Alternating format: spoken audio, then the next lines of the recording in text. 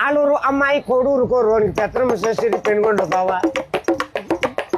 పెత్తనం సరిగింది పెనుగొండ కాడ మాట్లాడకుండా మదనపల్లి. జాతకాలు చూసింది జమ్మల మడుగు. ప్రసకృతి వాయిల్పాడ కాడ దారి చూపించేది ధర్మవరం.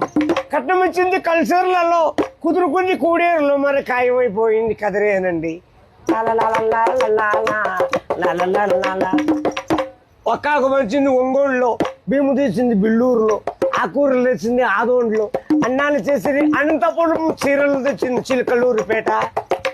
ముహూర్తాలు జరిగింది మలకల్చూరులో, కంకణం కట్టింది కర్ణాటకలో, తలబాడు పోసింది తాటిపర్తిలో.